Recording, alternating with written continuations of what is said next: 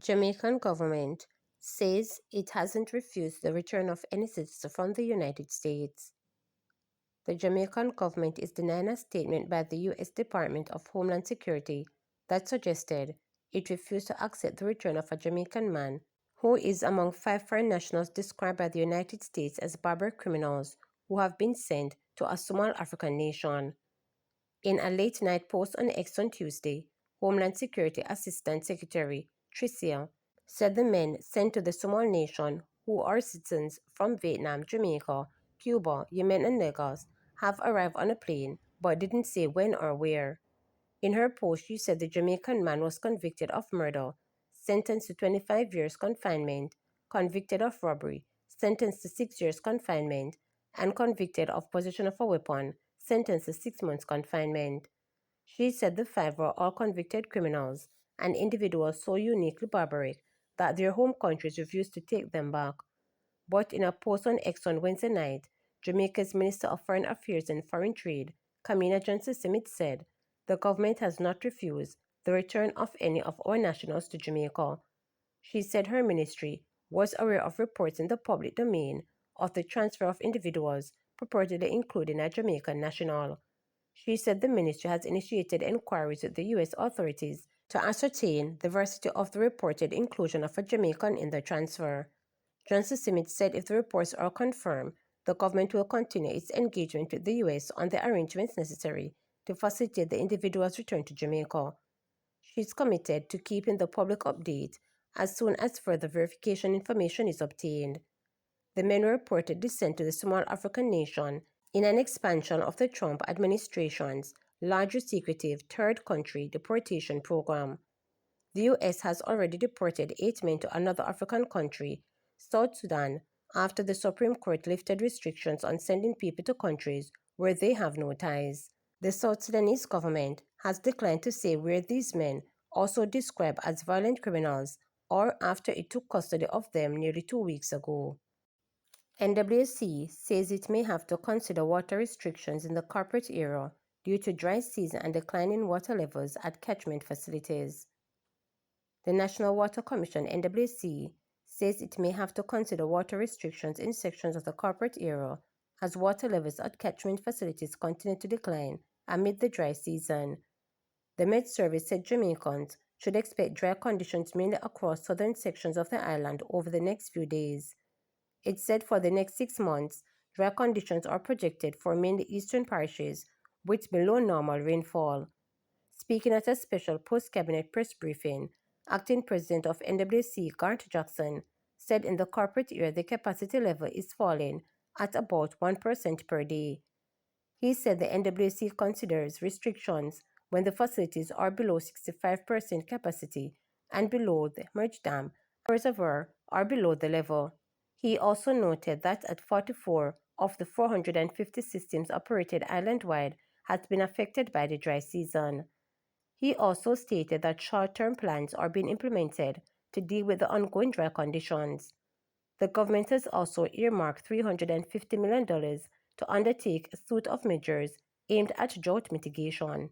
In terms of the larger impoundment, raw water impoundments, those affect Serving, Kingston, and St. Andrew. The Hermitage Dam, we are currently, these are actually yesterday's numbers, 246 million gallons of storage. Capacity is actually just under 400 million gallons, and so we're at about 62%. The levels are falling about 1% per day, and so our usual caution level will start to have to deal with consider restrictions or consider contingency measures. It's about 65%, so we're just about there now, and we're actually in the process of dealing with those. So we're about 63% for Hermitage. With respect to Mona, that's a little bit lower, but the volume of water stored is significantly higher.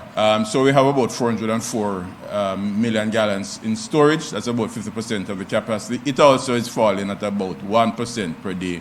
23 of those are operating just below 50% capacity, but the rest of them are above that, and all others. Now, eastern parishes have about 40 systems which are affected by the dry season, whereas the western parishes have just about 3 which are affected.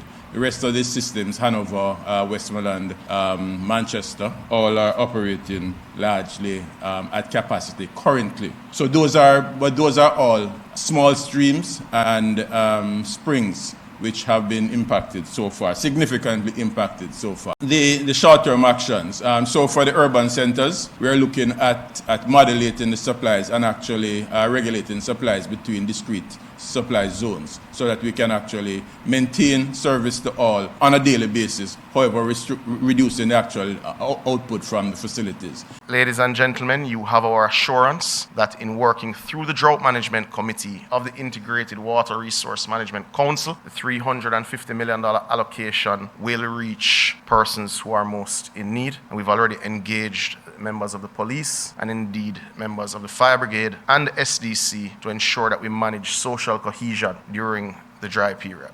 Man charged with murder following motorcycle robbery remanded. 24-year-old St. Catherine resident Nicholas, who is accused of the 2022 robbery and murder of a man in Fair District in the parish, was remanded when he appeared in court on Wednesday. Nicholas is to answer to charges of murder, robbery with aggravation, illegal possession of a firearm, and illegal possession of ammunition. When his case came up for mention in the St. Catherine Parish Court, it was transferred to the Gun Court to be mentioned on September 1. Nicholas, who is also known as Coolie Bap, was held recently in relation to the death of 34-year-old plumber Dominic Wayne Grant of Cassava Peace, Kingston 8. He was charged on July 3rd following a question and answer session. It is alleged that about 1 p.m. on June 11, 2022, Grant was lured to Ferry District by the accused, who declared that he wanted to purchase Grant's 2017 motorcycle. Upon arrival at Ferry, the accused and 2 others allegedly brandished guns and shot and injured Grant. The accused and one of his cronies reportedly stole the motorcycle and sped off, while a third person escaped in the air on foot. The injured Grant was assisted to the Spanish Town Hospital, where he was pronounced dead. The St. Catherine South Police launched an investigation into the matter, which resulted in Nicholas' arrest and subsequent charge. JLP Senator says record low 3.3% unemployment affirms good governance.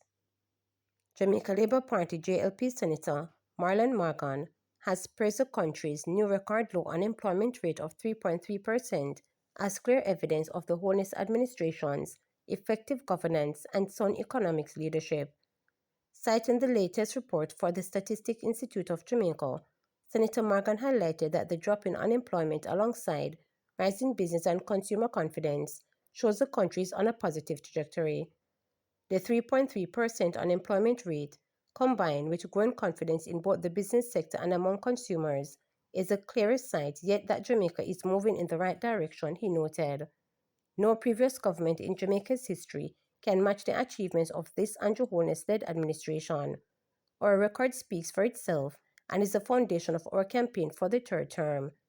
Senator Morgan also pointed to the government's effort to address long-standing national challenges including crime, while boosting job creation and workforce development.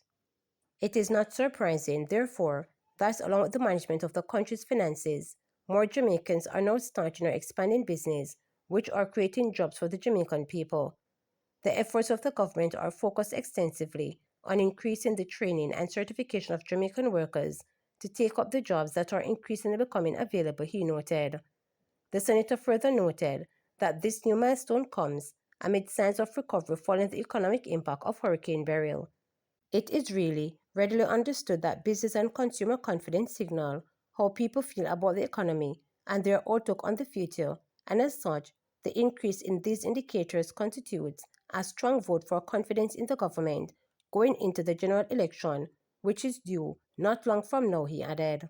To subscribe, like, share, and click the notification bell for daily updates.